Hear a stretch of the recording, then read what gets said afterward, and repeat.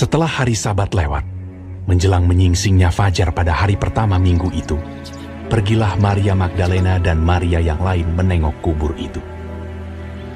Maka terjadilah gempa bumi yang hebat, sebab seorang malaikat Tuhan turun dari langit dan datang ke batu itu, dan menggulingkannya, lalu duduk di atasnya. Wajahnya bagaikan kilat, dan pakaiannya putih bagaikan salju. Dan penjaga-penjaga itu gentar ketakutan, dan menjadi seperti orang-orang mati. Akan tetapi malaikat itu berkata kepada perempuan-perempuan itu, "Janganlah kamu takut, sebab aku tahu kamu mencari Yesus yang disalibkan itu. Ia tidak ada di sini, sebab ia telah bangkit, sama seperti yang telah dikatakannya. Mari, lihatlah tempat ia berbaring. Dan segeralah pergi dan katakanlah kepada murid-muridnya bahwa ia telah bangkit dari antara orang mati. Ia mendahului kamu ke Galilea. Di sana kamu akan melihat dia. Sesungguhnya aku telah mengatakannya kepadamu." Mereka segera pergi dari kubur itu dengan takut dan dengan sukacita yang besar, dan berlari cepat-cepat untuk memberitahukannya kepada murid-murid Yesus. Tiba-tiba Yesus berjumpa dengan mereka dan berkata, "Salam bagimu." Mereka mendekatinya dan memeluk kakinya serta menyembahnya. Maka kata Yesus kepada mereka, "Jangan takut. Pergi dan katakanlah kepada saudara-saudaraku, supaya mereka pergi ke Galilea. Dan di sanalah mereka akan melihat aku." Ketika mereka di tengah jalan, datanglah beberapa orang dari penjaga itu ke kota dan memberitahukan segala yang terjadi itu kepada imam-imam kepala. Dan sesudah berunding dengan tua-tua, mereka mengambil keputusan, lalu memberikan sejumlah besar uang kepada serdadu-serdadu itu, dan berkata, "Kamu harus mengatakan bahwa murid-muridnya datang malam-malam dan mencurinya ketika kamu sedang tidur. Dan apabila hal ini kedengaran oleh wali negeri, kami akan berbicara dengan dia, sehingga kamu tidak beroleh kesulitan apa-apa." Mereka menerima uang itu dan berbuat seperti yang dipesankan kepada mereka. Dan cerita ini tersiar di antara orang Yahudi sampai sekarang ini. Dan ke-11 murid itu berangkat ke Galilea, ke bukit yang telah ditunjukkan Yesus kepada mereka. Ketika melihat dia, mereka menyembahnya, tetapi beberapa orang ragu-ragu. Yesus mendekati mereka dan berkata, "Kepadaku telah diberikan segala kuasa di sorga dan di bumi. Karena itu pergilah, jadikanlah semua bangsa muridku, dan baptislah mereka dalam nama Bapa dan Anak dan Roh Kudus. Dan ajarlah mereka melakukan segala sesuatu yang telah kuperintahkan kepadamu. Dan ketahuilah, aku menyertai kamu senantiasa sampai kepada akhir zaman."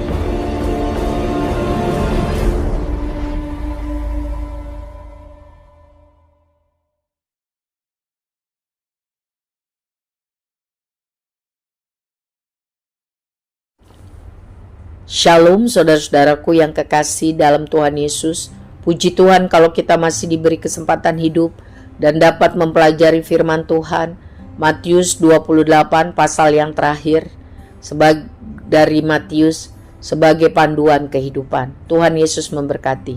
Yang pertama mengenai kebangkitan Tuhan Yesus. Ini adalah penggenapan rencana agung Tuhan. Ini adalah pembuktian bahwa setiap firman Tuhan itu benar, ya dan amin.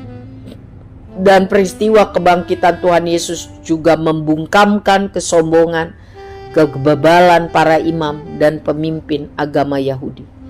Bahwa apa yang mereka pikir, apa yang mereka anggap benar itu salah. Dan apa yang dikatakan Tuhan Yesus itu benar. Selanjutnya, kebangkitan Tuhan Yesus adalah pembuktian bahwa Yesus itu benar-benar Tuhan dan Juru Selamat. Ia menang dari kuasa maut. Hubungan manusia dengan Tuhan, Bapa di sorga dipulihkan melalui kematiannya. Dan sebelumnya terputus oleh karena dosa manusia, dan kebangkitannya membuktikan bahwa Ia benar Tuhan dan Juru Selamat.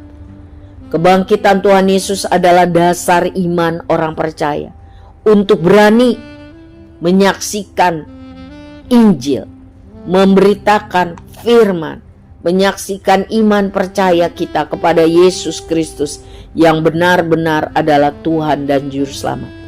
Sebab ada kuasa Tuhan Yesus yang mampu mengubahkan kehidupan, karakter seseorang, ya, yang sungguh-sungguh mau percaya kepadanya, ya. Tambah hari tambah serupa dengan karakter Kristus. Kebangkitan Tuhan Yesus juga membuat sukacita yang besar, karena Tuhan yang kita sembah itu maha besar, maha kuasa. Hari kebangkitannya disebut Paskah. Paskah bagi orang Yahudi perayaan kemerdekaan dari perbudakan Mesir. Sedangkan Paskah bagi orang Kristen pengikut Yesus adalah perayaan kebangkitan Tuhan Yesus. Ini titik awal ibadah orang Kristen dirayakan pada hari kebangkitan, yaitu jatuh pada hari Minggu. Selanjutnya dusta mahkamah agama. Mereka memanipulasi fakta.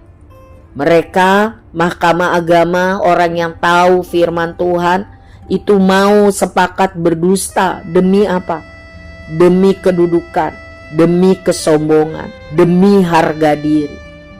Saudara, sebagai orang percaya kepada Kristus, kita harus hidup dalam kebenaran, ya. Jadi saksi Kristus, ya. Katakan ya di atas ya dan tidak di atas tidak.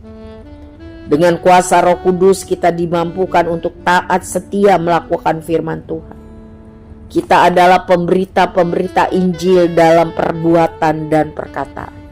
Jangan ikuti kelakuan mahkamah agama yang demi jabatan, demi kedudukan, demi kehormatan mau berdusta.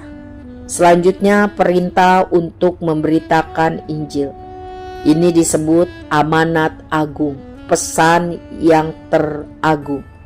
Tuhan Yesus mau setiap pengikutnya memberitakan Injil, kabar sukacita bagi setiap orang di muka bumi, mulai dari Yerusalem sampai ke seluruh bumi. Tuhan Yesus mau agar murid-muridnya, pengikutnya, orang percaya sungguh-sungguh berkomitmen untuk melakukan perintah ini.